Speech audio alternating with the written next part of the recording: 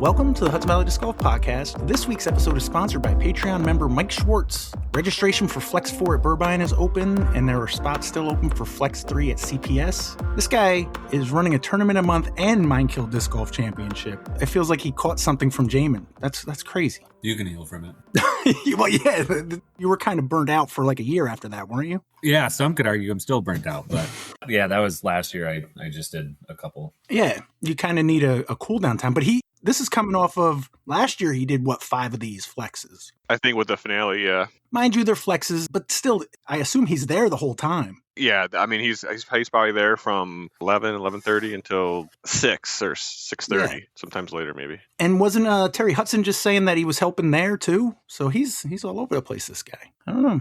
Just thank your local TD. That's all I'm saying. This past weekend was Mother's Day, so not a lot going on as far as tournaments, but Alex, Randy, Jaimen, Corey, and Tim are here to talk about the week that was in disc golf, among other topics that may come up. Evan should be here after Prospect Dubs, and no Jason again this week, but I feel like we're getting closer to hearing his goals for 2026. He did post that he needs some help this weekend. Did anybody see that? Yeah, yep, actually, I just commented on it. Yeah, he's got a couple pallets of pavers in Greenville. He needs to move from, I think, his old house to the course, if I'm reading this right. Yeah, I think it's probably only a mile away, mile and a half. He was looking for anybody who could help moving or anybody with a truck even. He said basically the whole weekend, but I think the last I checked, it was like Saturday at 9. He was talking about starting. You commented on it, Corey. Is that the most recent update? Yeah, 9 o'clock on Saturday, I think is the time he mentioned. All right, and that was in the DiscCap group? Yeah, in DiscCap, yep. Yeah, so if anybody, if you got a free time on Saturday. Also, a few things. Registration's open for the Warwick Amateur Disc Golf Championships. The Jammer, I think, is open. It's open registration now, right? Just anybody?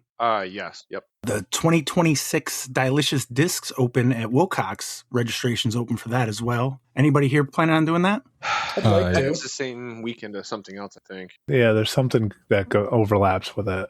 I think it's like Massachusetts States or something like that. Do you have the date handy on that, Pat, or no? It's the 27th of June. Yeah, that's Master State Championship. Are you doing that? I'm not signed up for it, but it is on I am looking at it. Yeah, Jaimen, no, you're not playing that one. I think Kyle's playing it. Probably a bunch of other people. That's my off weekend. The Dilicious Disc Open, it looks pretty full so far. It's 61 out of 72. So for a June tournament, that's pretty good. Yeah. I kind of just glossed past the Jammer. I assume most if everybody's playing that, right? Nope. No? No, because that's also the same weekend as the Brewster Ridge Open. So at least like actually, I know there's a lot of people that are playing that instead of the Jammer. I have a wedding. Oh, I was going to ask him that, honestly, not to... Dude, they'll have another one. Whoever they're going for. No, the Jammer's like the one thing I look forward to every year, and I can't do it this year, and I couldn't do it last year, so I haven't done it in a few years now. Are you saying, Corey, another wedding or another Jammer that they'll Another have? wedding. Oh, another wedding. Yeah. I knew what he was. Corey's always giving me life solutions to play disc golf more and worry about my life less. Does he know who's getting married, or is he just No, saying he that? doesn't. Oh, okay. No, he actually the guy who's getting married sometimes shows up to putting league during the winter, and that's about the only disc golf he ever does. So, all right. Any updates for Mindkill, Randy? Last I heard, you said you were looking for MP3s or MA3s. MP3s. I got to torrent them still. Hold on. BitTorrent, you got a Pirate Bay out of work, and then use uTorrent and download them. How else do you get an MP3?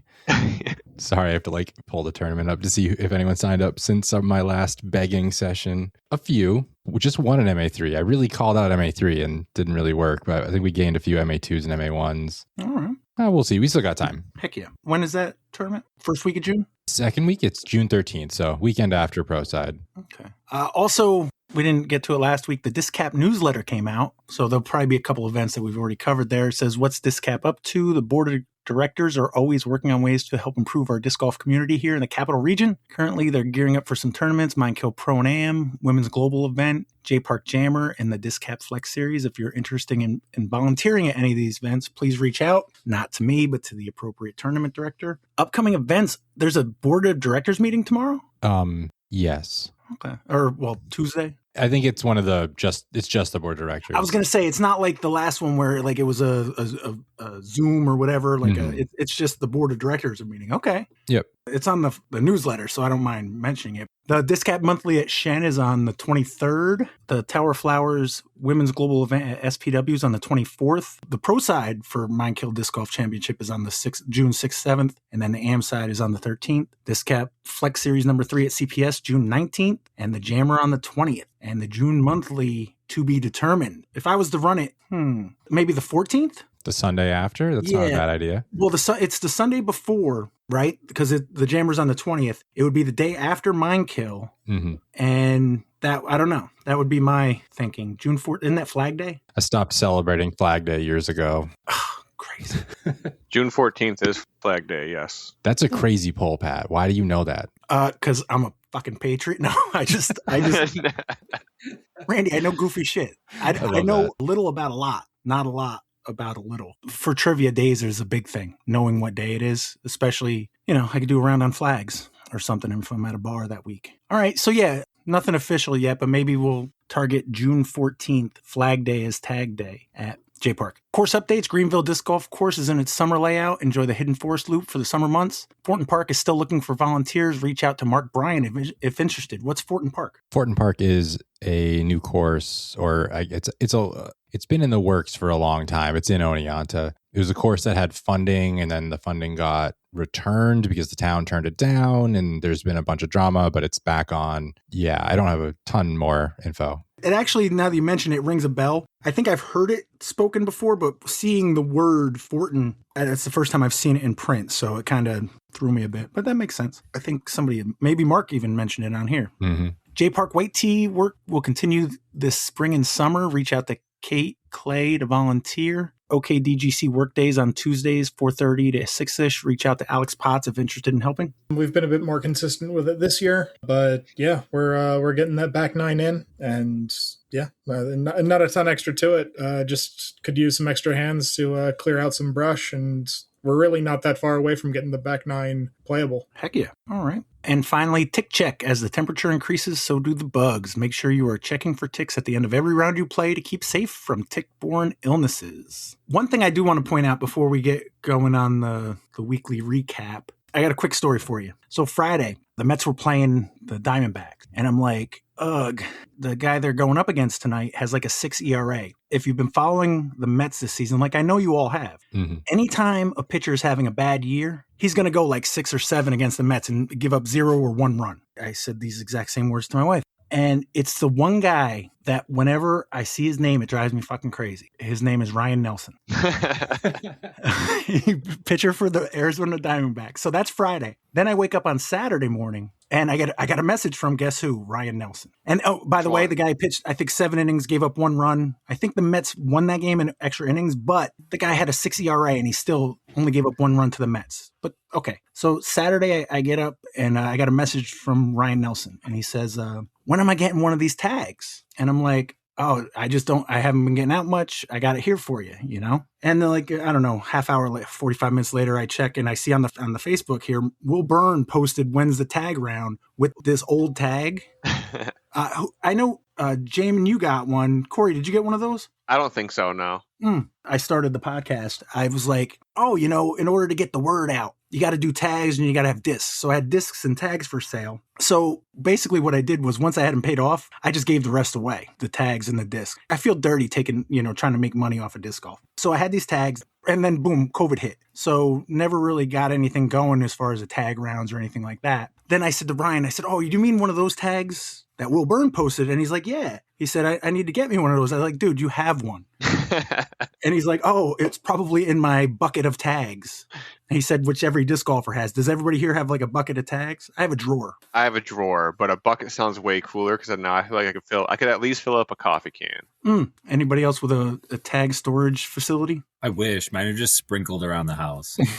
Mine are the same. They're just kind of wherever I left them. Jaimen doesn't find change in the couch cushions. He finds tags. He's like, it's just like, it's one of those things where I'm like, I'm pretty sure everywhere I'm looking, wherever I'm in my house, there's a tag in it. It's like an I Spy book, but it's annoying. For Jason, who's not here, I believe they use them all as Christmas ornaments. Oh, okay. That's smart. At Beacon, we had like a mini tree, like a Charlie Brown type tree, and I put a bunch of old tags on that. Yeah, no, so I did do tags again, but it's not a money-making thing. It's basically the Patreon members paid for it. Because the whole idea was with Patreon, was I say like it helps pay for the podcast. I've always had the problem where like I'd like to sponsor holes. I'd like to do other stuff other than just the podcast, but it does cost money to do the podcast. Mm-hmm. So it's a hobby, and I would feel silly to be paying for the podcast and to be doing sponsorships and tags and stuff like that. So the Patreon thing just makes it so much easier. It's like, in theory, yeah, it can pay for the podcast. I think it would just about cover it, month to month. But instead, I just use it for other stuff, like whole sponsors and stuff like that. It just makes it more fun that way. I just wanted to mention the Will Byrne thing. That's probably the last time I saw him, to be honest, 7 years ago, giving them that tag. And really, clean your fingernails, Will. Just all right. So last week at Disc Golf, had a bunch of stuff on Monday. Over in Gardner at Gunks Monday Dubs, Phil Fragale and Kieran McCarthy tied for second at -6 with John Cronin and Jacob Driscoll. Looks like Steve Rush and Max Horowitz are your winners, shot -7. Saratoga Spa Random Dubs, third place, Rick Steeler and Nathan Coogan shot a -15, and there was a tie for first at -16 between Aaron Holtby and Travis West and Peter Hodge and Greg Colonial. Colonial Acres Dubs League had a tie for third place. Christopher Evanchuk and Philip Nettleton shot a -7, so did Steve Schultz. Sean Dollard and Mark Bryan came in second place, shooting a -8, but your winners, shooting -10, Gerald J.J. Knapp and Denis Daly. Campgaw Monday Doubles, Adam Wishlinski came in third place, shot a -7. Perry Smith and Matthew Zodarelli came in second, shot -9. And Connor Henderson and Todd Christensen are your winners, shot -13. On Tuesday, Wilcox Tag League, looks like Nick Warren won that. Dylan Brown in second. Wilcox Tuesday Doubles, week 7. Three-way tie for second place between Scott Mosier and Patrick Meckley, Nick Warren and Gabby Bruno, and Andy Ziemans and John Tamburino. They all shot -12, but Andrew W. and Taylor Austin are your winners. They shot -13. Skylands Doubles, tie for second, Ben Graff and Ryan Folkertsma, and Leighton Brinster and Jeremy Troopy. They all shot -6. Matt Chiunga and Elijah Morgan are your winners, shot -7. Kisco Tuesday Dubs had 9 players. They played shorts. Adam Gutman playing Cali, shot -8 for second place. And Derek Yarrow and Kevin Lopez are your winners, shot -12. What about JDubz Points Championship Week 7, Corey? Yeah, we played J South, had 23 people. I played with Dustin Burton, and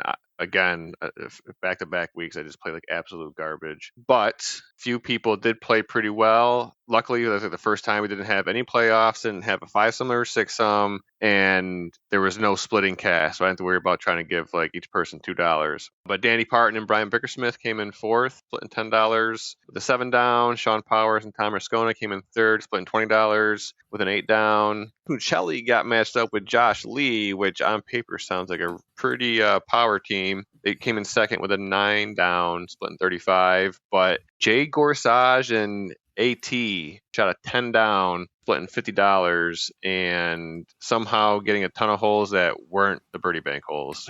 So on top of that, Josh Lee did get a $23 CTP, and his partner Justin got the free disc CTP. So that was week 7. The top 5 in the league with season points is Brian Bickersmith in 5th with 82, Harry Lehman in 4th with 83, Jay Gorsage in 3rd with 87, myself in 2nd with 90, so pretty tight top 5 so far, and then Justin Muccelli is leading with 116 points. What was second place? I had second place with 90 points. Oh, good. Jaimen, CtK Handicap, how'd that go? Did you plant some more trees or something? No, I was not there because I was at a meeting about trees, though, so not far off. We had 8 people out. Jim Robertson ran it for me, and it looks like Jake Huey took first, beating his handicap by 5. Jim Burns took second, beating his handicap by 1, and Joe Pulsoni, only being 1 off of his handicap, took third. Nice. What layout? It's blues all the time. Oh, okay. The first couple were like reds, right? Now, but the time is probably good. Now you can do blue the whole way. Yeah. I will find out tomorrow whether or not the timing was good with that one, because there's 8 of them. So that means foursomes across the board. Yeah, that's always good. Yeah. But we'll see. All right. Moving on to Wednesday, we got Shen Creek Dubs Week 8. Jeff Wachowski and Matt Beaver came in third place, shooting -3. Tyrone Culpepper and David Hudson came in second place, shooting a -5. Cody Miller and Dan McCrae took it down at a -10. Deadbeat Doubles had 5 players. They played yellows. Ryan and Steve won it with a -15, and they broke the birdie bank. Women's League was at SPW. Sarah Rizzo and Jennifer Park came in second place, shooting -1. Alyssa Caslin and Alexis White are your winners, shot -2. Port Jervis Disc Golf Spring Summer League 2026, Week 1. Gary F. and Rob Jarling tied for second, shooting -6. Tyler Ferrati, your winner, -9. No Pro League this week, right, Corey? You guys had your celebration? Yeah, Wednesday we had our Drellman's Garage New York Team Challenge end of season party, basically. You like pass out wrenches or something? No, but Brian was dishing out pizza and garlic knots and chicken wangs, and we kind of hung out in the pavilion for a few hours. No screwdrivers? Come on. You got to at least have screwdrivers. No, yeah, no patches, no stickers, no nothing. Well, I meant like the drink. Oh. This is an opportunity to make a mixed drink called the Wrench. Yeah, there you go. There is not a mixed drink, but there is like a craft beer. There is Industrial Arts Big Wrench. Yeah. Yep, there you go. All right. Alex, did you play Stonykill Random Dubs this week? I didn't. Unfortunately, I had a work obligation, which is really starting to cut into my disc golf time, which I'm not a fan of. What's up with that? Yeah. Every once in a while, I got to go to planning board meetings. Randy, you did play though, right? How'd it go? It went well. It was a little rainy, a little drizzly. I told everyone ahead of time so that I didn't get any death threats that I wasn't bringing pizza because it was going to rain and I didn't want like a low turnout pizza event, if that makes sense. A low turnout pizza event. Okay. You know, because that sounds bad. I don't want to get too... But it does make sense, but I've never heard those words together before. That's all. I just didn't want to get too like party-sized pizzas and have like 10 people try and eat it. But the weather looks bad this Wednesday too, so I don't know. We'll see what happens. Anyways, rain on the forecast. I honestly didn't decide if I was going or not until when I needed to leave because the forecast was just slowly getting better as the day went on. And it ended up just pouring for like 5 or 6 holes anyways, but it was a good time. I played with Jeff Egan. I hadn't played with him before. I had a really fun card. I didn't get any aces. Really kind of puts a damper on the round. But yeah, we had fun. I don't know. I don't remember any super highlights. I think we took a decent score, got 5th or 4th or something. I don't know. Looks like Jacob Steinman and Tyler Cockcroft tied with Kevin Gordon and Sebastian Vickers for 3rd with -6. Sam Richter and Joe Jelinas came in 2nd at -8. And is it Naeem Aviv? Naeem Aviv? Yeah. I actually coached him in volleyball a couple years back. Nice. And so he quit and started playing disc golf. That makes sense. No, exactly.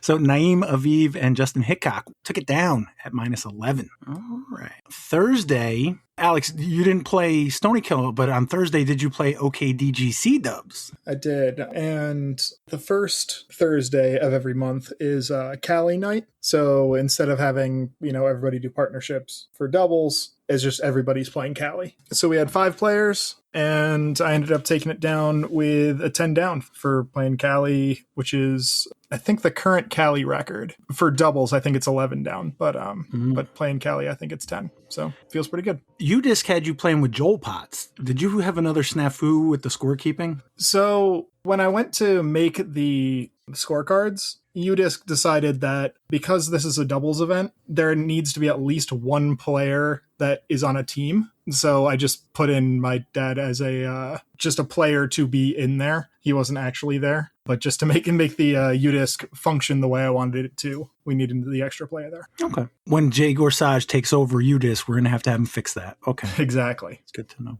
DiscBeat Club, 3rd place tie between Evan Parsley and Mark Stryker. Greg Kurtz came in 2nd place, got himself 6 points, and Joe Orbachzuski is your winner. Got 7 points and an ace on hole 11 for $114. Top 5 overall for the season. Sparky Spalding in 5th place with 30.5 points. John Furman in 4th, 32.5. Kevin Kroenke tied for 2nd at 33.5 with Mark Stryker. And Greg Kurtz, your current leader, at 48.5 points. CPS Thursday Doubles Week 5. Chuck Gordon and Pete Cornish came in 3rd place shooting -10. Mike Weist and Ryan Yadow in second place at -11. Your winners with a -13, Nick Cunningham and Jay Gorsage. All right, moving over to Friday. Randy, did you play SPW Dubs League? I did. How often do you do that? A handful of times a year. We got inspired, me and Kat, to bring the kids. They play at SPW a lot with Kat in the summer during the DiscBeat rounds. So the kids know the course. They're pretty well behaved recently.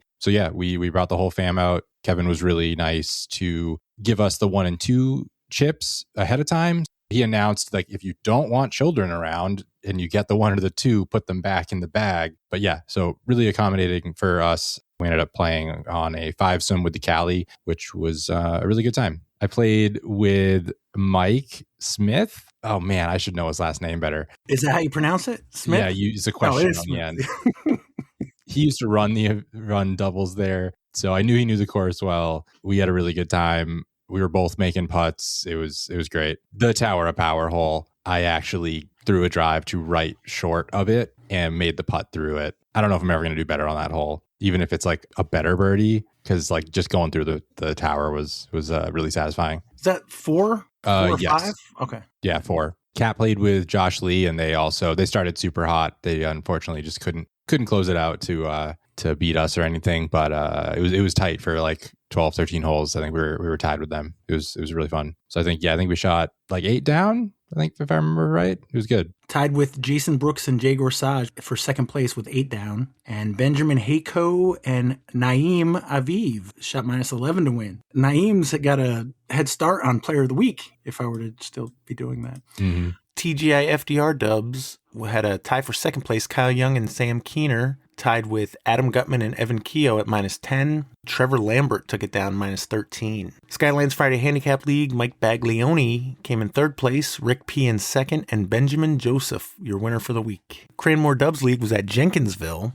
Jonathan Klingler and Joe Karen tied with Charles Carpenter Jr. III and David Martin at -4, but Drew Deshetsky and Jacob Bethel, your winners, -6. All right, moving over to the weekend. Nobody here played anything over the weekend, right? Looks like Dove Creek Handicap League was canceled because it's Mother's Day. Long Island Disc Golf had their grand opening of the South Haven Disc Golf course. They played doubles. Looks like a 3-way tie for first. Nathan Munster and Colton Walter, Carlos Pena and Liam Gislason, and Andrew Witherspoon and Ben Dollar Malberg all shot -4. And then Long Island Sunday doubles, Dylan Schmalfus and Nikos Hanley came in third place shooting -9. John Nichols and Brian Manoia came in second place shooting -11. And Chris and John Winker took it down at -17. And now today, Evan, I hear a rumor you're washed. What's going on here? You weren't supposed to say that to him.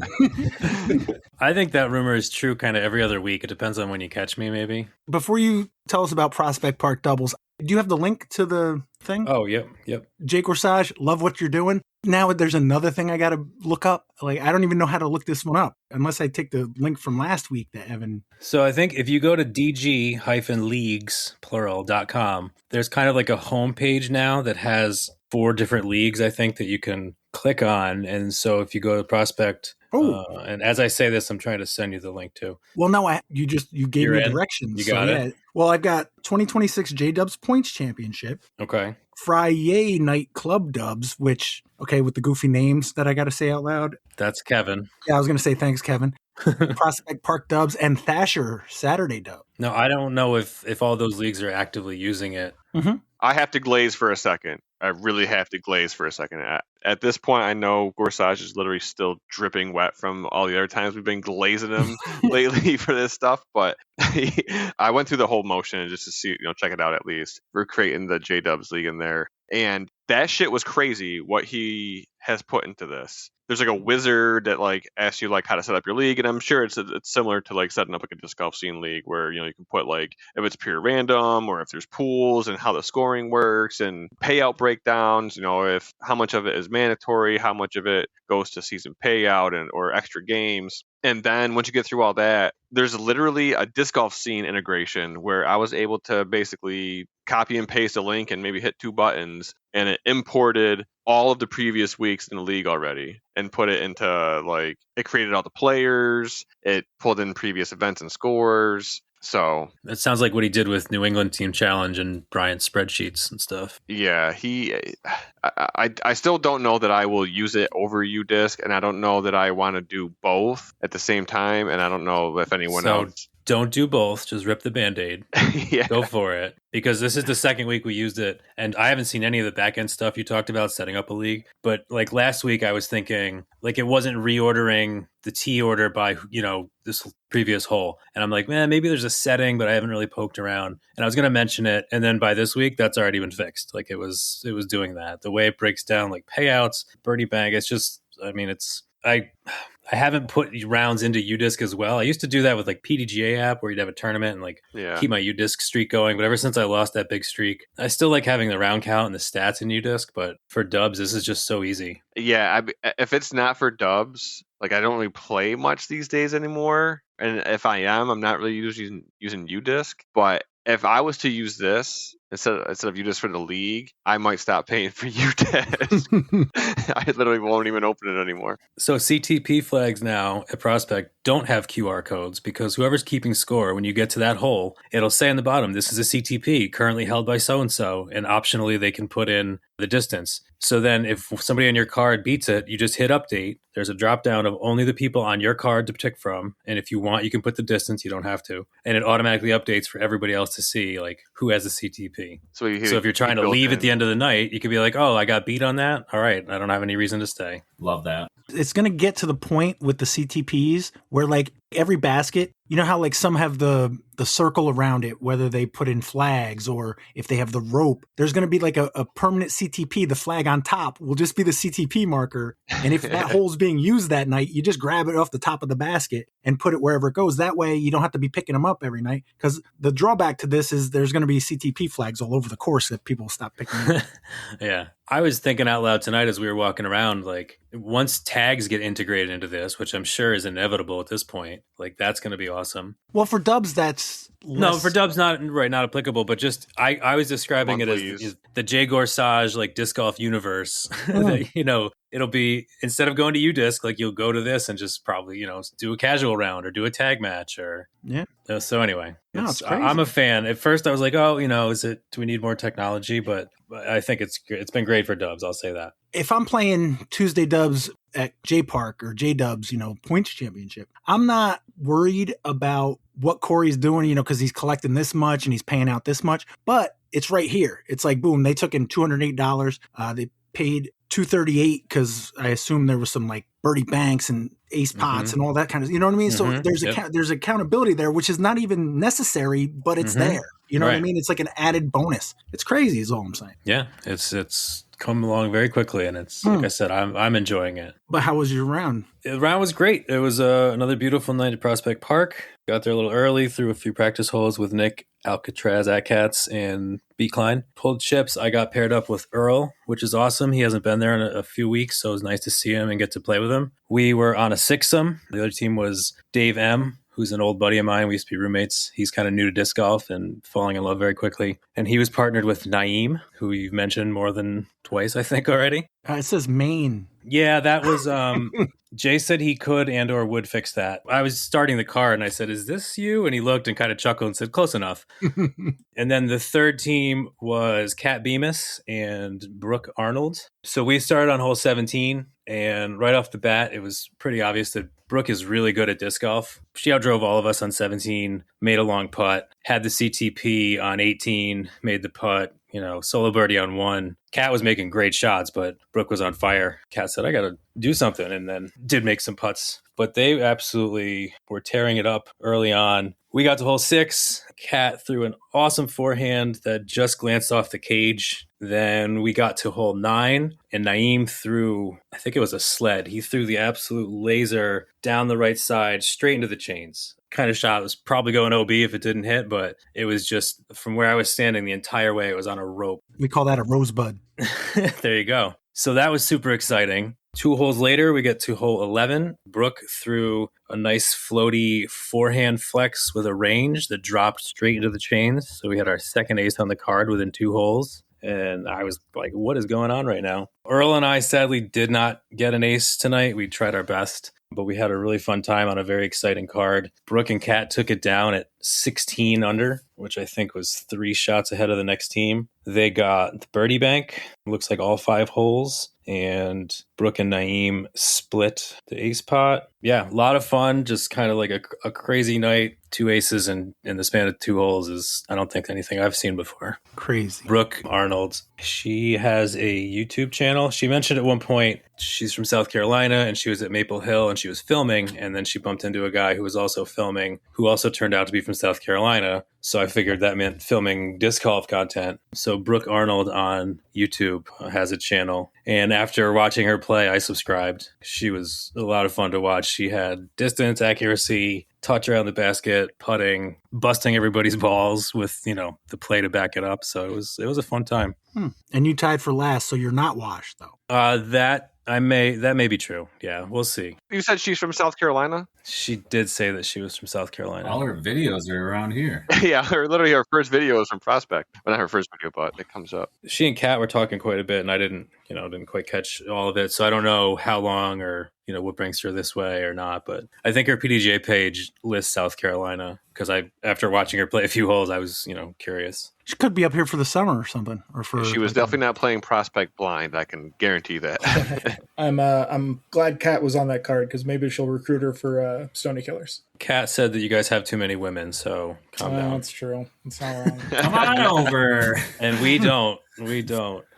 I did note that last week at JDubz, Kat and Kate were partners, and then Kat again had a girl power team going. So I just thought that was something interesting. Probably not worth mentioning. Nope, not at all. Moving on. No, come on, this is all I have to talk about. Oh, it's good stuff. We did have a SkipAce event, the DGPT Plus, the Open at Austin. Probably not worth mentioning. Oh? No, I would say not. I didn't look yet. Did anybody pick the winner without spoiling who won? Pat, you had to have picked the winner. I thought Pat was a shoo-in for picking the winner. If you didn't pick the winner, Pat, you've gone away from your trend, and it finally failed you. Dude, he didn't pick a single one. That's incredible. The poll thing was Jack. I was just kind of keeping it alive. Yuli. Is that what Kenji was posting on the Facebook about? Yep. Spoiling it for me? I haven't had to watch it yet.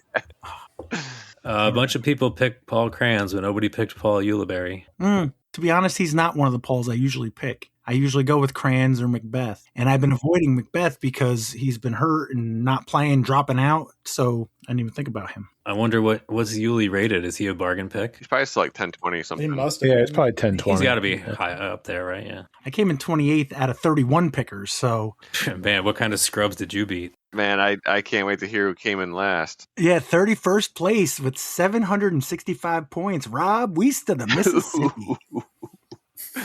He'll bounce back. He will, I'm certain. 30th place, spoiler alert, Kenji. Spoiler alert. And the only other person I beat, I don't think he's washed at all, Evan EMP. What happened? I like some of my picks. I thought Simon was a smart pick. He had a hot start to the tournament, I know. I didn't watch much of, or actually didn't watch any of it, just kind of saw stuff online. Nicholas and Gannon, good picks. Cole, not a good pick. And then Holly Finley, apparently, I don't know if she started did DNF or dropped, or I missed it. And then, so that a big zero there, that hurts a lot. I just did a quick search and no one picked Yuli in our league. You don't say. Wild. Not surprising. I had Gannon Burr and Big AB, and they did pretty well. And Missy Gannon did pretty good. 27th place, Highland Mike Warner, the correspondent, in 26th. Kathleen Bemis, 21st place, behind Corey Cook in 20th. I mean, that's good that Rob came in 31st, but you gotta, what's that? Couple 250 points or so? Behind. Yeah, I don't know if I have to rethink my strategy or if it's not getting lucky. Like the whole pick 2 really good people, pick a couple people that are could place well, and then take what you can get at the end. I mean, I picked James Conrad. I knew that was going to be a shit pick, but I guess Henna kind of screwed me. I didn't really watch much. 105 is a good amount for a guy, but for women, that's kind of low, right? Yeah, I probably should have I spent a lot of money on Owen Scoggins, but it's she's going to come in the top 3 every time. But yeah, I think 20th place seems kind of low, but 1,044 points. I mean, you could have just got 50 more points. It would have skyrocketed up the leaderboard. Yeah. Well, and then losing by 3 points to Brian Bickersmith, That must have been a rough week at work. Oh, which is funny because literally Ezra Robinson was like poised to win this thing. And if that would have happened, I would have got 250 out of him and I would have got 1047. Oh, would have been a tie. That would have been a tie. Yeah. Bakersmith picked, Crayons, never mind, not Yuli. Oh, yeah. He picked the Paul. Sparky Spalding in 18th place. Tournament Director Extraordinaire Mike Schwartz in 17th. Ivan Marmota in 16th. Blue Jay Disc Golf Store in 15th. Lefty Flick 21 in 14th. Justin Hickok in 13th. Randy Bobandy, 12th place. What's that? And Kat was in 21st place, 10-17. She's still destroying me in the overall standings, but I thought this was my weekend. I was in first after the first 2 rounds, but the course change got me, I think. Well, I mean, 10 spots in the order, but only like 30 points. So it's pretty tight when you get really from top to bottom. It's pretty tight. Stubbs in 11th place. Tim Goyette, you picked. That's good. 10th place. When you do pick, you pick good. That's my problem. If I paid enough attention to pick every week, I'd probably be pretty good, but I don't. Is it helpful to get reminders about picks? Oh, I had already done it before Alex reminded me. So I appreciated the reminder. But I went to dinner at the restaurant where Evan's wife works, and she came over to the table and reminded me to make my SkipAce pick. So that helped. That did help. A week early, but it did help. Nice. Jaimen, another top 10 finish. Still doesn't take the sting away from that. Should have been first place, but still pretty good. I feel like I'm like, I've got a more coherent strategy to my picks. So I feel good about everything overall. It's just, like Tim said, remembering to put him in enough. Oh, yeah. I don't know. It's this weird thing where putting him in 2 hours before the tournament is good if I remember it, but also planning on remembering it 2 hours before is kind of rough because otherwise I'm going to put him in and then somebody's going to drop out and I'm not going to check them and I'm going to tank again. Also, putting them in the right league helps. Yeah. I wanted to mention that. Somebody said that you can like kick all your old leagues out. How do you do that? Go into the settings and then you can like archive old leagues and also set your default league so that it just defaults to our league. Okay, I was not seeing any of that last time I was doing it, but that's a user operator. Yeah, when you go to your thing in the top right, you click on your account and it goes into the settings and you can like archive all the old leagues and the free league sweet. And stuff. Cool. I'm going to do that right now. I will say I've archived my old leagues and it still defaults to the 2025 Hudson Valley Podcast Listener League. For whatever reason, I still have to switch it. I don't know. And that one's archived and it still comes up as my default. Have you sent JVD a direct message? No, because I don't care enough. Or post about it on the public Facebook group. Yeah, I see lots of those pop up. Yeah, that kind of stuff. It's like, it's a fun thing. So I'm not going to, I don't stress it. So, but Some guy literally posted in the Facebook posted group today for the SkipAce. I won a week in the free league. Do I win anything? Bro, it's in the title. It's a free league. You don't get shit for it. You get all your money back. Yeah, those people are out there walking among us, driving cars. Did he get roasted in the comments? No, I don't think so. I don't think that's it ain't that kind of group. No. It's not Reddit. Yeah.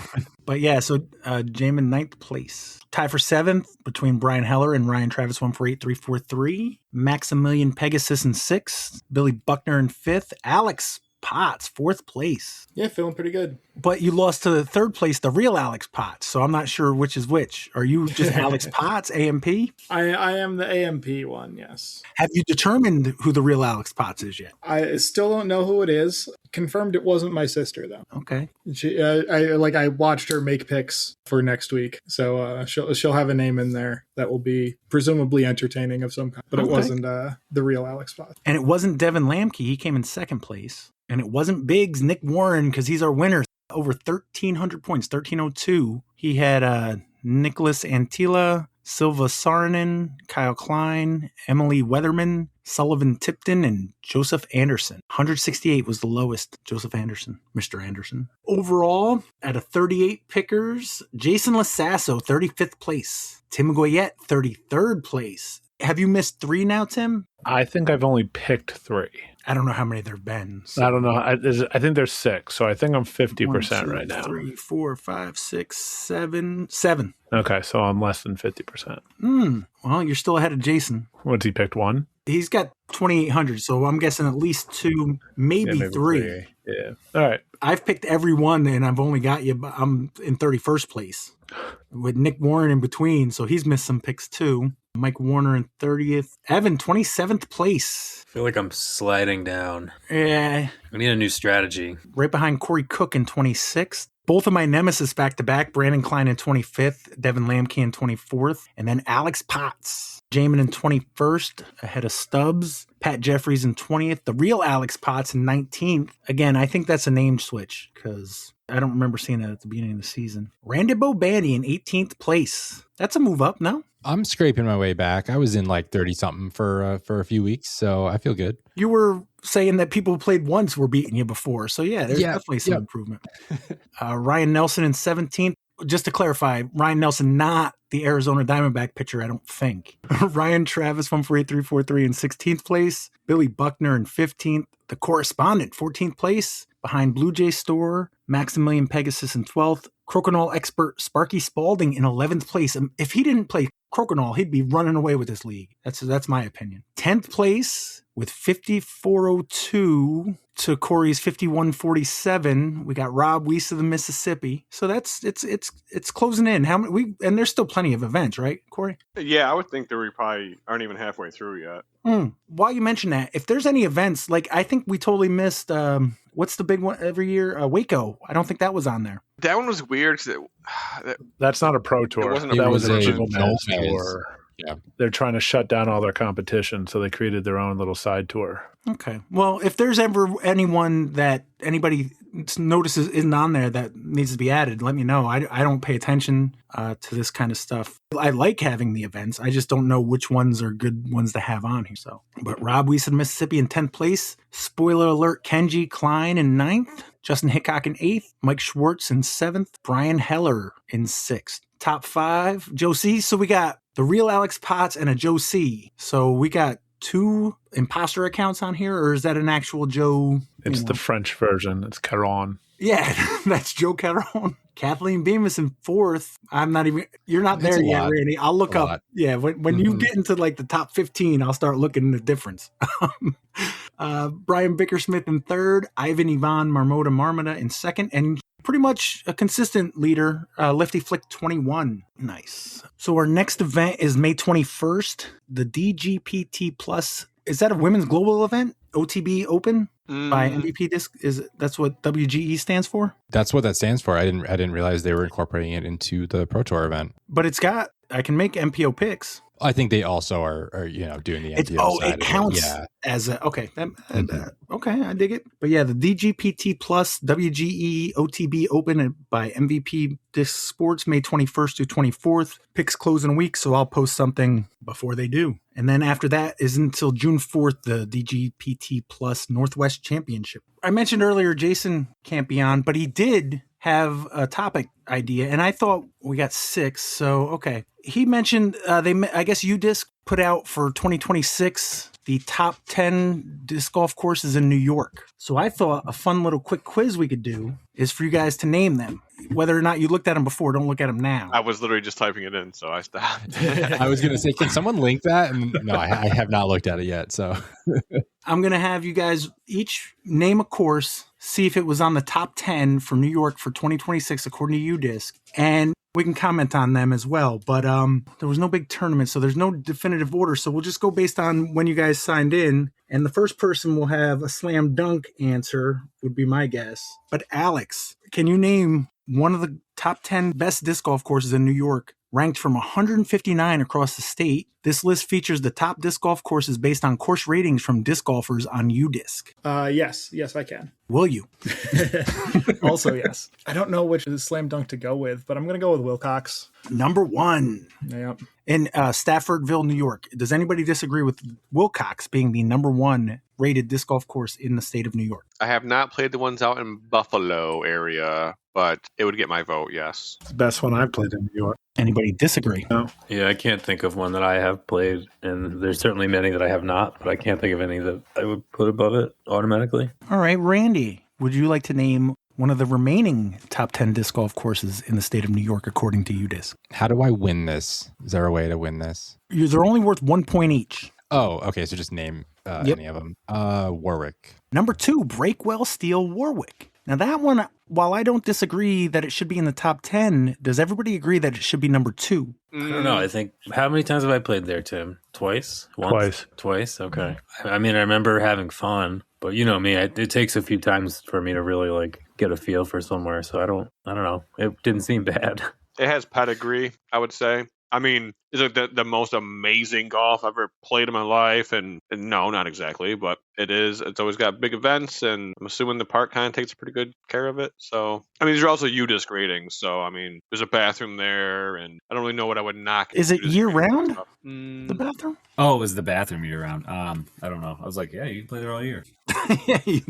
Well, I think that's another thing too. Like Warwick is more dependent on the time of year you play it than like a Wilcox. I mean, everything's going to suck in the winter, but like I think there are certain times that Warwick really shines weather-wise. Yeah, I just don't know like who is going to Warwick and why are they going to put like 1-star course to like weigh the ratings down, unless they played like shit and they slipped in the mud or something like that. All right, Jaimen, can you name one of the top 10 disc golf courses according to UDisc? Bond Lake. Are we just going down the list? That is number 3.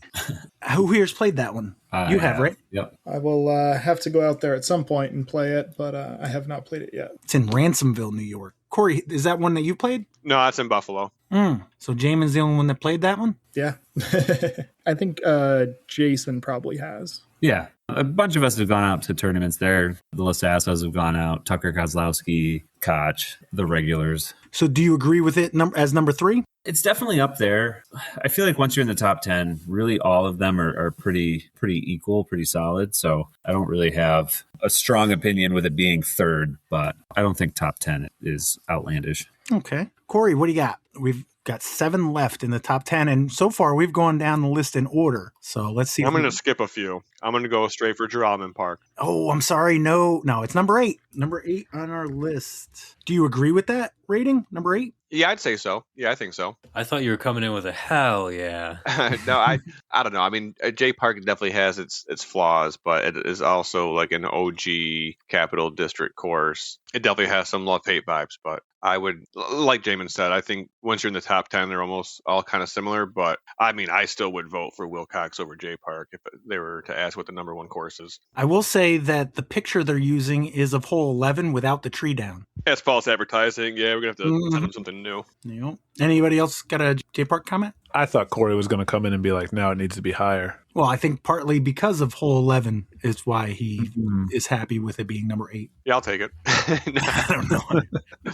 All right, Tim, we're almost halfway. What do you got? Minekill. Number 10 on our list. Do you agree? I think so. It's a great course. Minekill below J Park? Question mark. Yeah, I don't agree with that. Yeah, I don't agree with that. I wonder if some of that comes from the fact that if you're playing it not for the tournament, you're either playing like green to green or green to orange or something like that, where like the tournament layout is a really great layout, but if you don't really know the course, you're not going to play the tournament layout. Yeah, that could definitely be like orange to orange on its own it definitely has its fair share of lumps. I feel like location might have something to do with that too. Yeah, North Blenheim. J Park's closer to larger population centers. Yeah, I think a lot of this comes from just like the amount of ratings something gets is going to influence that probably. And I think that Minekill doesn't get played nearly as much as any of the other courses on that list so far. All right, Evan, no pressure, but they took half your list away. Well, yeah, Corey and Tim just took my 2 guesses. I'm going to guess a place I played for the first time recently and go with FDR. Number 7. Ooh, all right. That was the one I thought people weren't going to get.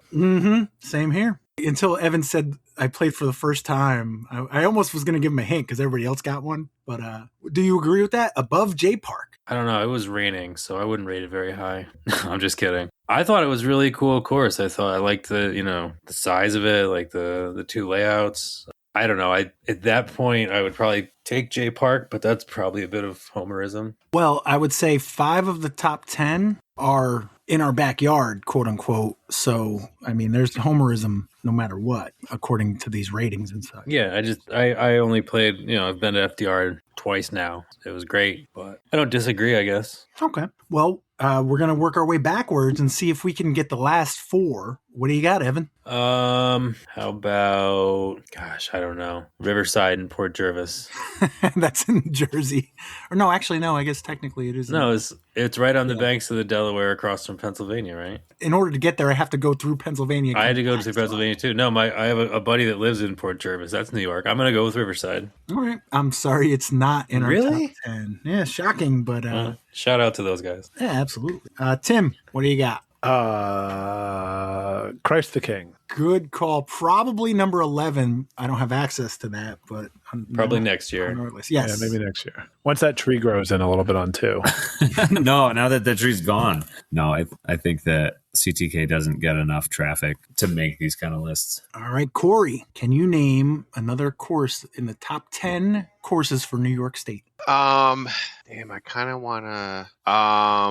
Van Buren. Is that the name of the course or Yeah. where? Nope, I do not see it.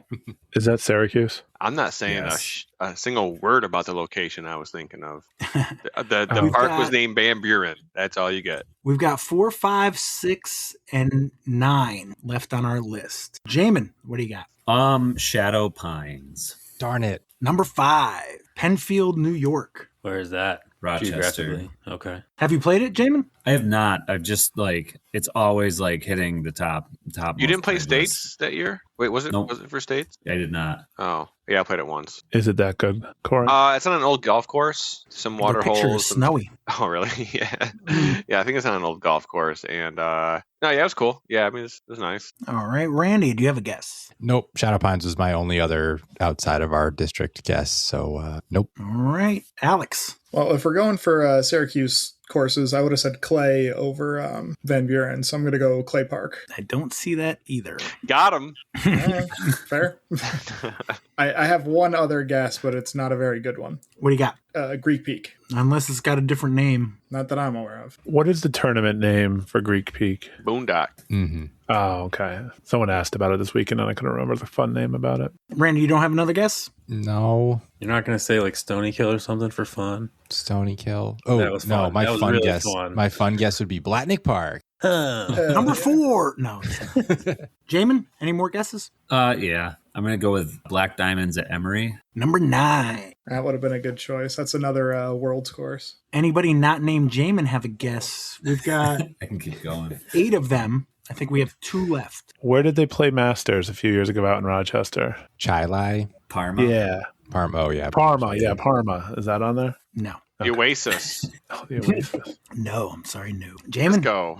I can keep going. Mhm. Royalton. Royalton Ravine, number 6. Anybody not named Jaimen? Heiser Creek. I love it there.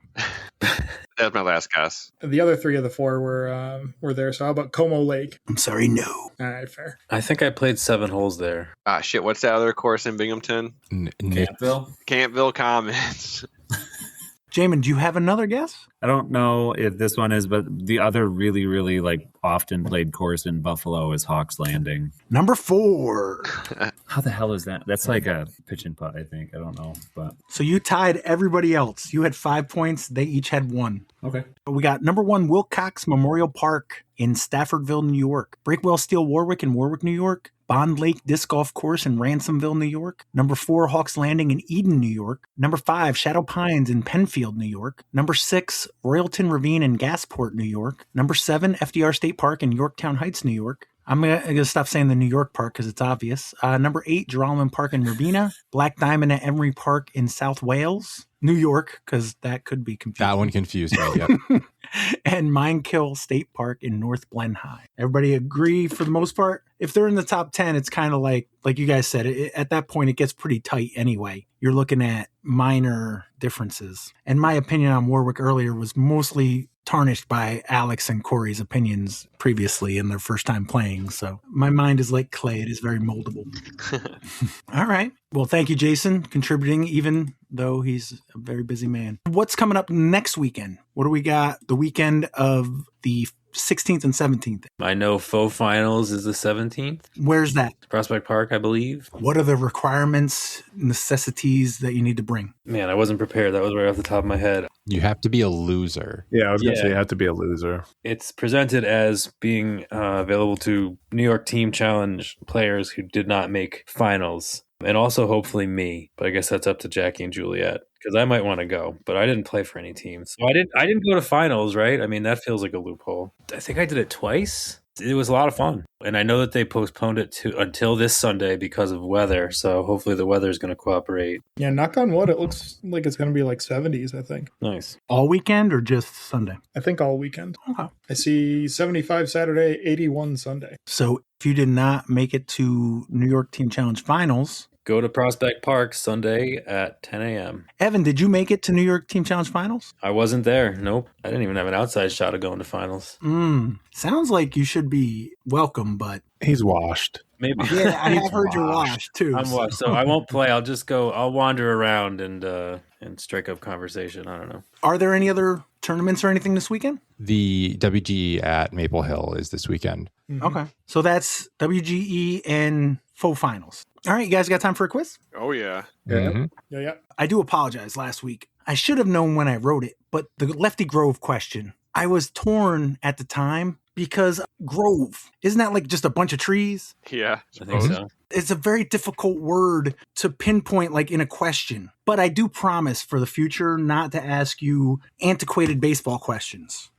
Just so you know, you do get the points that you got from the top 10 courses. So Jaimen has 5 points going into trivia tonight. Dibs on Jaimen. Hell yeah. Zing. I'm not saying another word. I've done my word. You already got 5 points. Well, you'll have at least 7 because you got to have 2 other people on your team. Can I take a 15-second break while you figure out teams? Absolutely, unless you have an idea for team. Hey, that's a long time. And go. Randy, you got to remember he's old. It takes a while.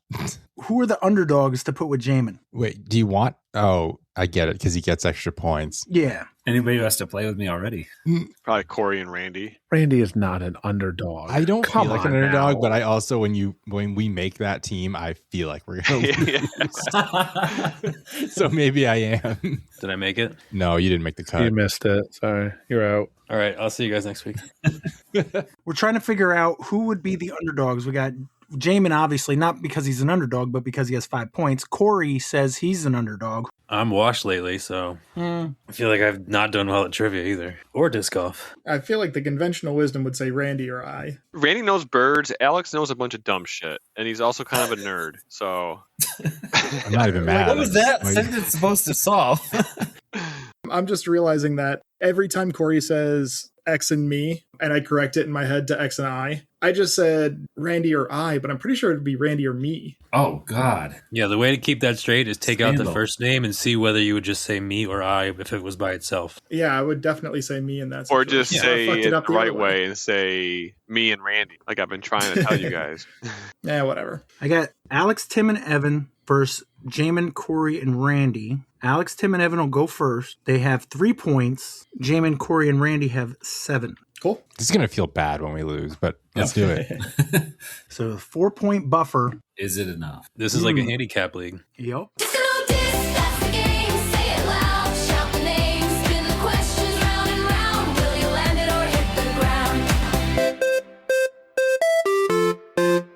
Alex, Tim, and Evan. I got 3 categories. Would you like category 1, category 2, or category 3? Category 1, Pat. You guys agree? Yeah, works for me. Yes. All right. Question 1, category 1. What standard hardware item is measured in pennies? What standard hardware item is measured in pennies? I'm not a handy guy, but I think it's nails. I believe you are correct. I do not know. So Penny nails, like that's a thing. I don't know if that's how nails are measured, but it's the first thing that came to mind. I have nothing. So I believe you are correct. All right, let's go with it. let's You do guys it. agree? Yes. Is the nail a disc? I don't love it. Me neither. Really? The word has multiple meanings, though. That's true, right? Yeah, I guess that's true.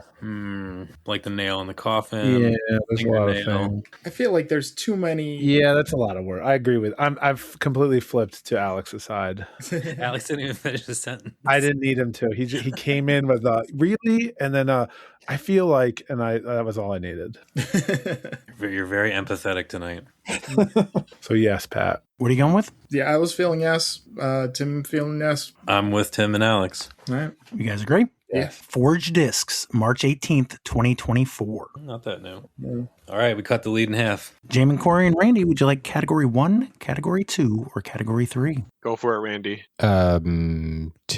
Well, I thought you were going to say 1. Oh, yeah, let's go with 2. Question 1, category 2. In a PDGA sanctioned event, what abbreviation is used to describe the person ultimately responsible for course setup, player check-in, and the final reporting of scores? In a PDGA sanctioned event, what abbreviation is used to describe the person ultimately responsible for course setup, player check-in, and the final reporting of scores? TD? TD. Yep. You guys agree? Yes. Mm-hmm. Is the TD a disc? Yep. Discmania, turning driver. Ooh, good pull. I used to have one. You guys agree? Yes. What year, Randy? 2015. Gotta be older. Oh yeah, no, it has to be way older than that. I'm changing. 2010. What month? Oh my god. May, of course. April 4th, 2010, Discmania. So just to clarify, I got 8 to 5? 9 to 5. 9 to 5, yes. I have written down 9, but I said 8. What a way to make a living. Yes.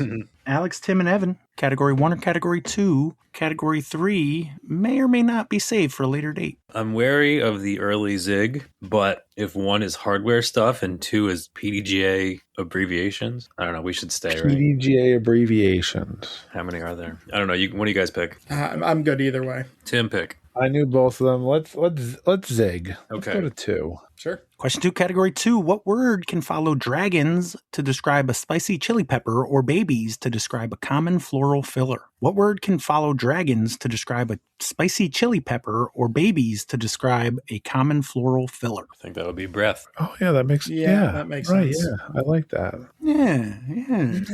That's the ticket. That makes a lot of sense. Owen Wilson over here. Wow. You guys agree? Yeah. Is the breath a disc? I like this one a little more than nail, but I don't have a strong feeling. My initial thought was I liked it a little less than nail, but but there easily could be. Like nail felt like a 60%. This feels like a 50 to 55%. I am still in the camp of trusting Alex's instincts until. But 55% is still yes. Yeah, like if you told me I had to make a choice right now, I would say yes. Well, good news, because you do. You do. This is it. So we're going yes. Well, let's do Is it. Alex playing the same game as we're doing? Fortunately for Alex, we have 15 minutes, then you'll have to decide. There's discussion that can be had between the teammates here. No, I don't want to. I'm going with you. I'm going to agree with your initial gut feeling. And you'll find out on the next episode. Tune in next week. We're going yes. I'm going yes.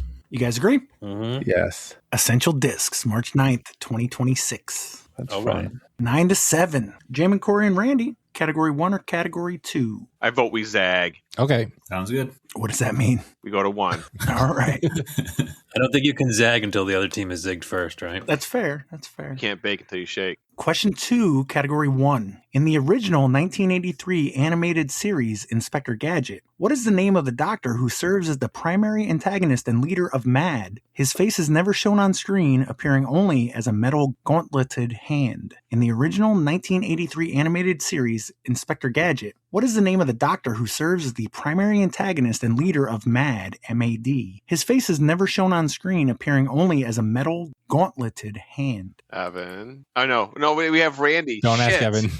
Damn it. Fuck, we're all the same age. Yeah, this was on when we were like. We're all the little. same age. Robotnik. Oh, Dr. Robotnik, is that it? I think so. That does sound really good. I was going to say Dr. That's Wrench. Dr. Robotnik was definitely a thing. I'm going to be honest. I'm having a moment where I'm not sure who's the villain in Sonic the Hedgehog. Oh. Because I'm not sure if I'm confusing those two. Oh, yeah. I kind of think that might be more of that thing than of this thing. I don't like it anymore. Jaimen. Oh, man. Yeah, I'm the wrong person to ask about Sonic the Hedgehog. I think you're right, though. Isn't it? I'm like going through the Inspector Gadget theme song in my head. Inspector Gadget. I was trying to feel like, yeah. I don't think there's any other words either. Go, Gadget, go. Oh, yeah. Okay. Yeah, Oh, yeah. But that's it, right? Sorry, it's not my question. I'm sorry. Oh, yeah, no. Now you have to sing the verse that has the name in it. Dr. Screw, Dr. Staples. I'm not going to think of anything else. Yeah, I don't. Like, that was my contribution. But he has like a gauntlet for a hand. Does it have something to do with that? It's got it, right? Dr. Graft. I don't. I'm not going to think of anything, and I feel like it's not going to get any better. I think we should just go with Dr. Robotnik. Yep. Yeah, let's go with Robotnik. You guys agree? Yeah. Yeah. Alex, Tim, and Evan, in the original 1983 animated series Inspector Gadget, what is the name of the doctor who serves as the primary antagonist and leader of MAD? His face is never shown on screen, appearing only as a metal gauntleted hand. Dr. Robotnik is Sonic the Hedgehog. Yeah, Correct. Dr. It is Robotnik. definitely, yes, that is Sonic. Do you know what this is, Evan? I do. I know what it is, yeah. He's got a cat, right? Yeah. Yeah. I have a guess, but I don't know Do for it. sure. What's your Go. guess? Yeah, what's your guess? Claw. Yep. Yes. Love it. You guys agree? Yes. Is the claw a disc? It's gotta be, right? Probably, but in Alex we trust. My instinct was yes, but then I figured I was probably thinking of like the 4-claw, 5-claw, 6-claw stuff for Paul Macbeth. Interesting. That being said, I feel like it's gotta be. It's gotta be. I feel like it's gotta be. Then you could throw your White Claw. Oh, I like that. No laws. No laws when you're throwing White Claws. My first kind of instinct was yes, so if we're all comfortable with that on a steal. Let's do it. You guys agree? Yes. Yukun Discs, March 9th, 2014. You know, when they just said we're all the same age, it reminded me, not to go off topic, I played DiscBeat Club Thursday, and I was not all the same age because it was all the old guys, and I felt like a cool young dude, and I got to see an ace, so it was a good time. Felt hip. Yeah. All right. Are we tied? Yep. But Jaimen, Corey, and Randy, you guys are a question to the advantage. Nah, because we stole it. No. Yeah, so I think that we have him by. Oh, you're right. No, we're losing now. It's tied. It took 2 rounds to get back to even. The turns have tabled. Wait, I thought we had a 4-point lead. A 4-point lead. And they just took 4 points from you in that last question. Wait, 4 in one question. Yeah. Both question twos, he means. Yeah. Yes. Alex, Tim, and Evan, question 3 and 1 or question 3 and 2? 1 seems to have a little more of a theme. I don't know what 2 is yet, so maybe we stay put. Sure. That works. Yeah, happy either way. Okay, let's stay with 1. All right, question 3, category 1. In DC Comics, specifically within the Court of Owls storyline, what is the name given to the highly trained undead assassins that serve the secret society in Gotham City? In DC Comics, specifically within the Court of Owls storyline, what is the name given to the highly trained undead assassins that serve the secret society of Gotham City? I don't know. Me neither. This is outside my... When he said Court of Owls, I thought Batman, and then he said Gotham, so it's a Batman thing. Yeah. Who's undead? I Did he say mean, undead assassins? Like, Right? I don't know. Isn't that what he said? I know the Marvel Yeah. ninja assassins, but that's not helpful. between Nail and Claw and Owls, I'm thinking Talon. Ooh, I like that. Oh. That is soundly reasoned. Yeah, let's go. That's all I got. Okay. Well, I like that's it. Good news. That's our answer. You guys agree? Yes. Yeah. Is the Talon Oh, the small. disc? Heck yeah, Alex. Alex, is it a disc? You're just on a roll. Sure. Okay. Yes. Going yes. You guys agree? Mhm. Yep. Discraft, September 19th, 2002. That's an oldie. Maybe All Randy's washed. Jaimen, Corey, and Randy. Question 4 and 1 or question 3 and 2? Do you ever feel like there's just no chance of winning? Every single time. Yeah.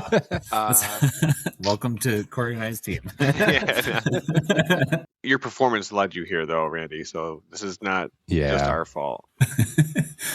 I say we go with the one with the category that we know now. Yeah. Yes. Let's go with 1. All right, question 4, category 1. Under Alexander the Great, the first 5 ranks in what military formation held spears facing forward while the rear rows likely held them aloft? Under Alexander the Great, the first 5 ranks in what military formation held spears facing forward while the rear rows likely held them aloft? Phalanx is the only word I'm thinking of. Phalanx. Isn't that what the formation they would do? Like if they ran into chariots, they would like form a mound. They did it like every day. They just loved it. They were just Didn't matter who was there. Just did it after lunch. That was Yeah, kind of the let's thing go I was trying form to a think of, phalanx. but It's their version of a human pyramid. I was gonna say foot soldier. I don't know. Oh, like the rank. But it was a formation, right? Hold on, we're in nails, claw, talon, right? That's where we're at. Yeah, I wasn't sure if Yeah. like So foot, is that really their rank? I don't know. you might be connecting 2 dots. Don't even be connected. Yeah. Not. Well, phalanx, I don't know if that works either then. Well, wouldn't that have the same? Oh, but that's clue the as formation. phalanges? Oh, Do you want me to repeat the question? Yep. Yeah. Wouldn't hurt. Under Alexander the Great, the first 5 ranks in what military formation held spears facing forward while the rear rows likely held them aloft? okay. If it's the formation, I think it's phalanx, and I think phalanx must be a synonym for phalanges or something. I don't think it is, but I'm trying to think of something else that would make sense with it, but not like pincer or Foot. I guess talons are more of a foot thing, right? Yes. Large talon. Sure. Glad we think of the same exact quote when we hear the word talons. I mean, I guess phalanx, sure. yeah, it seems the most legit. You guys agree? Yes. Yes. Is the phalanx a disc? Wow, I really tried to talk you out of that Good one. job, Randy. Is the phalanx the disc? Is that an infinite disc? I would say it's got to be. I can't remember. There's no way it's not. It's not ringing a bell though. I mean, isn't that literally what they did in like Gladiator? They did a lot of things in Gladiator, Corey. Well, I just feel like, it's kind of like a really famous, like that was a big wartime development. Yeah, that's fair. technology-wise. You definitely see it. Somebody naming a disc after that. I just don't remember it from Infinite. Yeah, it could be. I mean, it could be. It a could lot of totally be times, though. But yeah, I feel like it's kind of low hanging fruit. Okay. Yeah. Yes. Do you guys agree? hmm Yep. I'm sorry, no. Wow, that is surprising. So it's 11-10? Yep. All right. Alex, Tim, and Evan. Question 5 in 1 or question 3 in 2? I don't know what 2 is yet, but I will say that and we knew both of the answers. So Yeah, let's go. Let's take the 3. Let's do that. Because Works for me. Yeah. question 3, category 2. Let's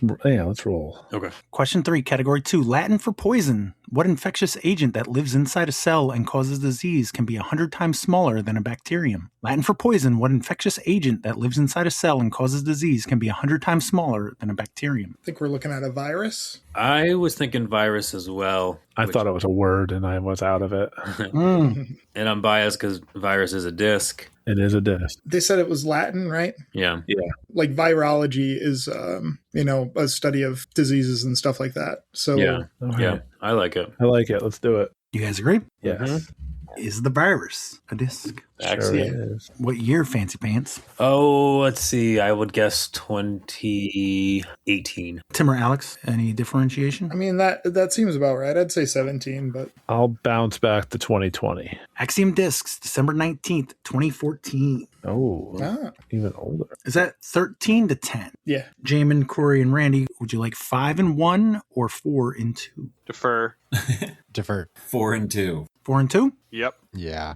All right. Question 4, category 2. Katrina Leskanich fronted what 80s band that enjoyed strolling on the light from our nearest star? Katrina Leskanich fronted what 80s band that enjoyed strolling on the light from our nearest star? I'm walking on sunshine. Yeah. Did I win? What 80s band? Darn it.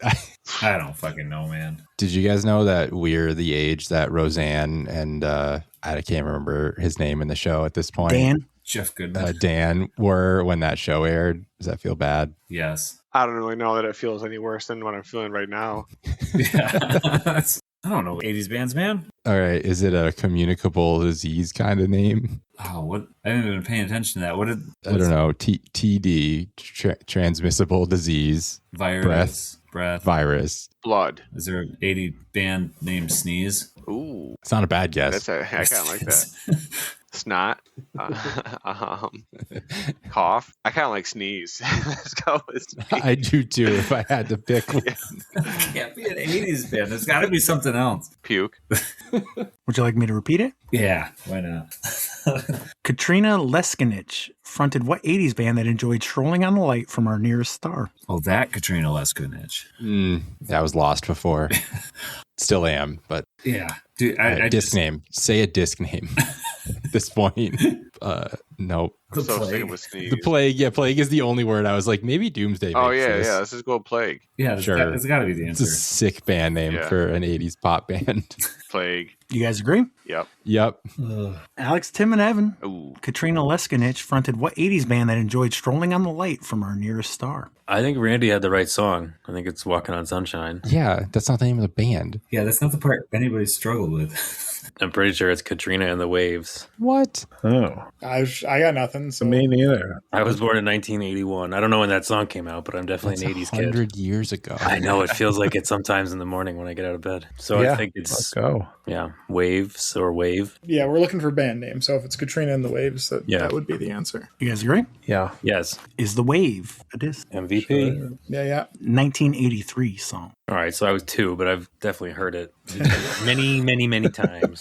MVP Disc Sports, February 6th, 2015. Yeah, the 10-year wave came out not too long ago, so I would have actually known. Oh that. yeah, I have one of You're those. right. You're right. Put you guys at 15 to 10? Yeah. Yeah. All right. Well, that was a steal. Would you like question 5 and 1 or question 5 and 2? I still don't know the category in 2, but continue to know the ansers. Yeah. Let's go with 2. I feel Okay. like it's been easier. Go to 1. Sure. Go to 1. Go to 1. We'll Go to 1. Go to 1. All right. Question 5, category 1. What is the scientific term used to describe the innermost digit of a vertebrate's hind foot? We call ours a big toe. What is the scientific term used to describe the innermost digit of a vertebrate's hind foot? We call ours a big toe. I feel baited. No, it was not baited when you're directly told. Please. Go to this very tough question. Big toe. I got nothing. Yeah, I have no idea either. trying to think if that's something like I would have ever heard like a vet say, like, you know, when you bring your dog in or something. Vertebrates, big toe. The bones near foot are called like tarsals. Okay. But it's got to be a specific one. Yep. The megatarsal. The megatarsal. Okay. I have no idea. Me neither. I don't know. I enjoyed mega. Yeah, megatarsal seems reasonable enough to me. Let's There's go. a band name. Pat Megatarsal. You agree? Yep. Yeah. Jaimen, Corey, and Randy, what is the scientific term used to describe the innermost digit of a vertebrate's hind foot? We call ours a big toe. I'm supposed to know this one. What is it called when like cats have like the thumb, like the extra finger? That's a whole nother thing. I'm not saying that's the answer, but I thought maybe to get your mind going. Like, Can't remember what that's called. is it paradorcal or something? Oh, Peduncle. No. Is that the word you it's just? something dactyl. Polydactyl is the Yeah. cat thing that we're still distracted by. I was the only thing that I can think of is metatarsal. I don't think he's looking for tarsals at all. Those are Okay. like your heels and foot bones. I'm stuck on the Latin because it's like you've got medial, you've got ventral, you've got none of these are the right answer. These are all other, it's like distance away from your center. And he's looking for the one that's closest to the center. You know, you got lateral, medial, proximal. None of these sound like disc names. The I proxy? think I'm going the wrong direction. I'm trying to think of disc names now. Axis. I've found a category that I'm equally as stumped as with 80s pop songs. Bones in your foot. I should know this. I took an ad and fizz. Like, it's been a while, you know? 100 years. Yeah. Mm-hmm. What's your best guess, Randy? I'm going to trust you. I liked the proxy idea, but I don't know. It's got to be proxy. That's why he told them to go with one, and then I think he was trying to feed me an answer, and I still didn't get it. it's proxy. All right. You guys agree? Yep. No, I just knew it was very hard. Oh, okay. I wanted them to get the very hard one. Oh, right. They were the same question. Damn it. Yeah, this was a steal.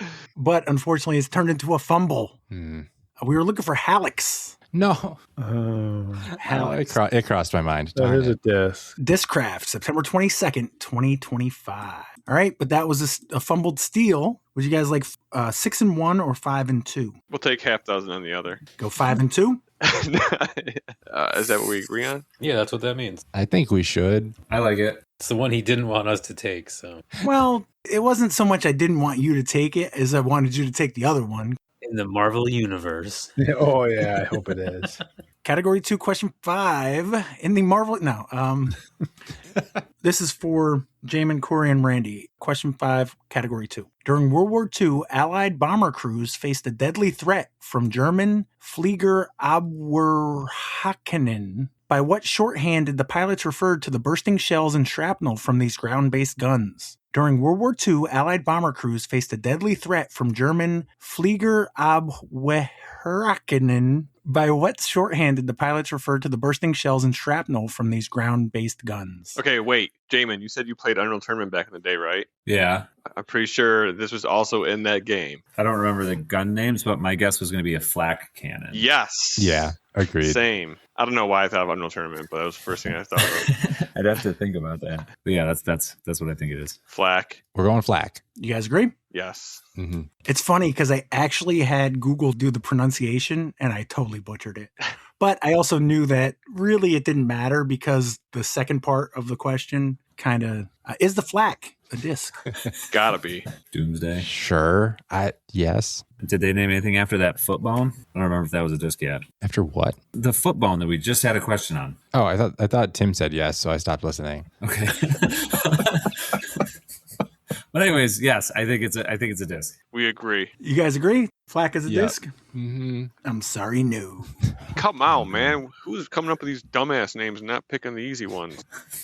Final round. I got 15-11. So if Jaimen, Corey, and Randy get both of these, they can still tie. Alex, Tim, and Evan, would you like question 6 in 1 or question 6 in 2? Do we have a choice? This time, yeah, what the hell? I've known them all in 2. All right, let's keep I going. don't know the category still. I didn't know the last one, but I knew the rest. Oh, wait, I didn't know the last 2. Never mind. Whatever. Let's just keep going with 2. Category 2, Pat. Works for me. All right, question 6, category 2. Sharing its name with a high-speed game fish and a popular brand of indoor bike trainers, what term is also an exuberant exclamation of joy? Sharing its name with a high-speed game fish and a popular brand of indoor bike trainers, what term is also an exuberant exclamation of joy? Peloton. That's exactly what came to my head as well. Every time I have joy, that's what I yell. Indoor bike trainers or a high-speed fish? What's a fast fish? Fast fish. It's like a I don't know. Barracuda? Barracuda. That's what you yell when you have joy. Yeah. Man, there's 3 angles on this one. What is like a fast fish? High speed game fish. Swordfish. Sailfish. Sailfish, yeah. Do you yell sailfish? Do you yell sail? Sail. Sail. At least twice a week. I'm kind of stumped. What was the middle part? Indoor bike. Oh, right. Peloton. Yeah. My dad had this thing. He could you put the real bike on it and it lifts the back wheel up. Yeah. I don't know what it's called though. Me neither. Called the make you fall over. Yeah, Evan's dad's trainer. I'm with Peloton or Sail. All right. Let's go with sail because it's a disc. Okay. Yeah, I got nothing. So yeah, sail. You guys agree? Yep. Sure. Jaimen, Corey, and Randy, sharing its name with a high-speed game fish and a popular brand of indoor bike trainers, what term is also an exuberant exclamation of joy? Got Yippee! it. It's a wahoo. Oh, Ooh, I like that. I do like that. I don't know about the bike part. I liked Peloton, but Yeah, but it's a floating disc that it makes. So I think it's wahoo. wow, You guys agree? we're going Yes. wahoo. Is the Wahoo. Wahoo!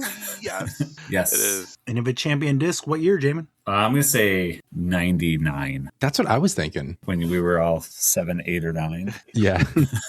November 19th, 2010. Also, who is Damn. even saying Wahoo other than freaking? Mario. Mario. Yeah. Oh yeah, Mario does it. I was thinking of what's the dog? Not Goofy. Goofy. Is he like a? Goofy doesn't know. Goofy He or makes, like, Pluto? doesn't he make a different, like a hook or something like that? Yeah, you're right. boy. You're right. You're right. All right. You're down 2 points. Final question. Question 6, category 1. In human anatomy, the hallux refers to the big toe. What is the corresponding Latin-derived scientific name for the thumb? In human anatomy, the hallux refers to the big toe. What is the corresponding Latin-derived scientific name for the thumb? Is this where the cats with the extra finger come into play? No, unfortunately. This is a Joe Karen freaking category questions. Oh yeah, Two yeah, questions. He probably does know it. PT. Yep. I don't know. It's not any of the bones that I know because those are all like in your arms and legs. Those are the only ones I know. Skull. I got skull. We'll save that just in case.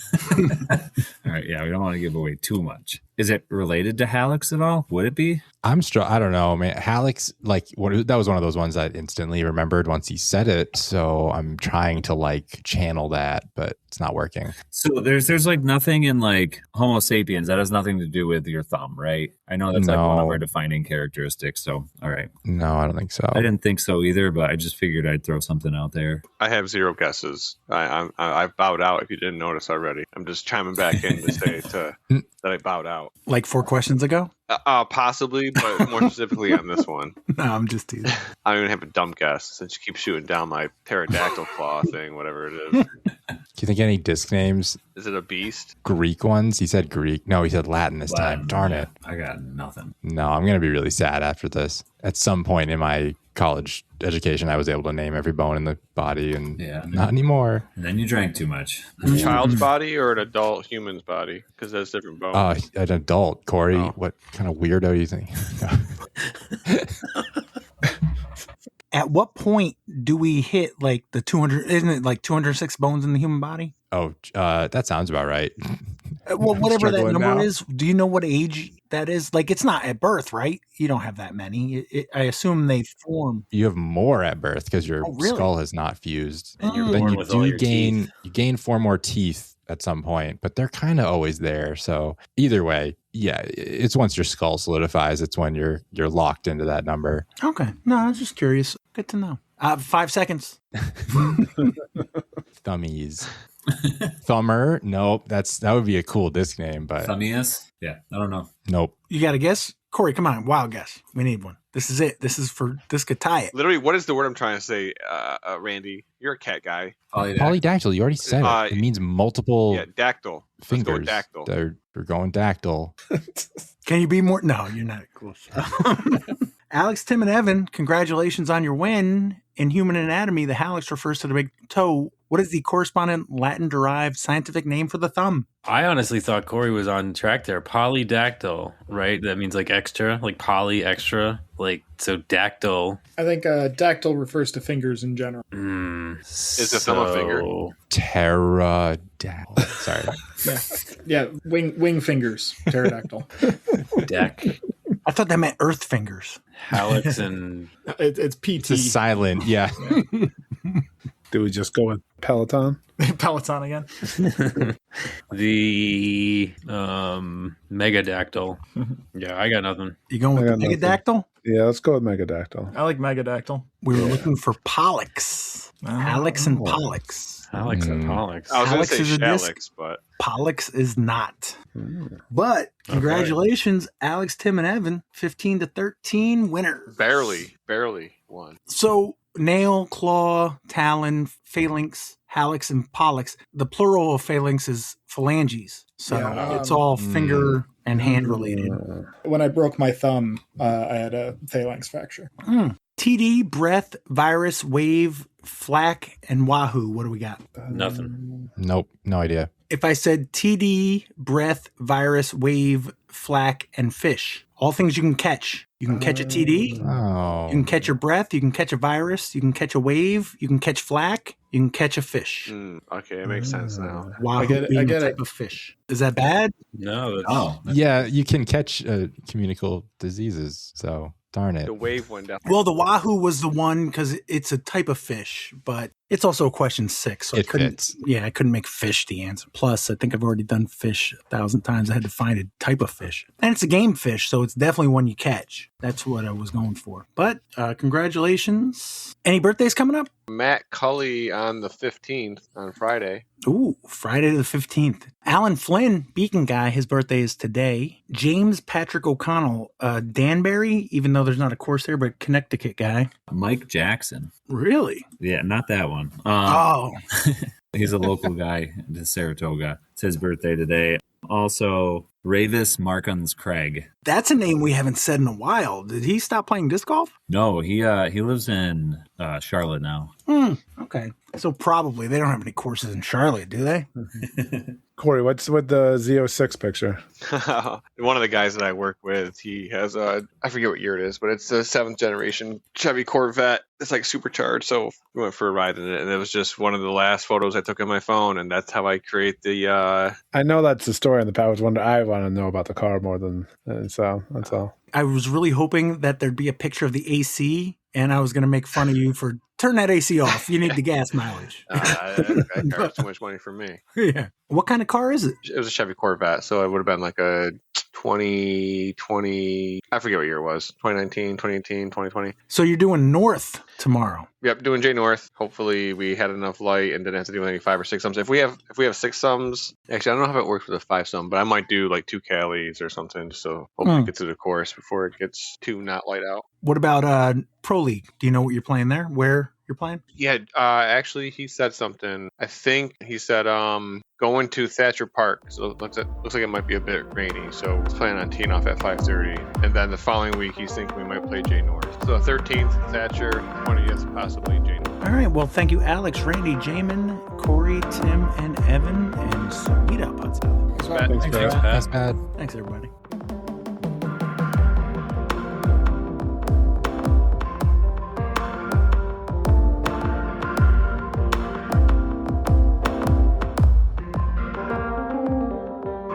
Got a little homeowner PSA, just like these little piddly things you don't think of, right? I've been in my house for like 6 years now. I have well water, so then I added a water treatment system. But man, ever since I've been here, I've always had this problem where the hot water just takes so long to get hot in the bathroom sink. The pressure never really was that great, but I always just thought it was because I was on a well. No, my aerator was just clogged. The little thing you screw into the end of the faucet. Anybody?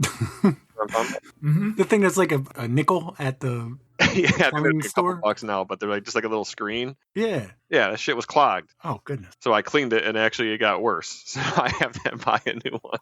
But yeah, they're only a couple $. But man, does that hot water come on quick when that aerator is not blocking all the flow. That's funny. I've had that before. It gets all scaled up. Yeah, it used to be way worse with my shower head, but that it was becoming a problem because you'd have to keep getting closer and closer to the wall because the water wasn't shooting out as far. But yeah. Yeah, I had that in an apartment in Albany, and it was I just figured it was the apartment, and then finally, because I was too close to the wall and I just thought it was the water pressure, I got a different shower head to kind of bring it out farther, and it was immediately different. Oh, as soon as you unscrew it, it's wow, there's a bunch of gunk in here. I didn't even check. I just unscrewed it, put the new one on, and it was I was the water's getting hot faster, and it just works better. And it's it's just that this head sucks. I have this one special trick that I don't think I could reproduce. I have a filter for the whole house, and I never remember to change it on a real schedule. Once it starts to get a little gunked up, the faucet on the upstairs shower will squeal just a little bit because the pressure has been reduced. And I just know when I go change it. It's a phenomenal system that I at least you have a warning sound. Yeah. An alarm. What are those things every 6 months ish? Yeah, I think I probably do it maybe 3 or 4 times a year. Is it one of those ones bolted to the wall and it's a big blue filter or something? Yeah, it's just a foot long cylinder. Got charcoal in it or something. Mm-hmm.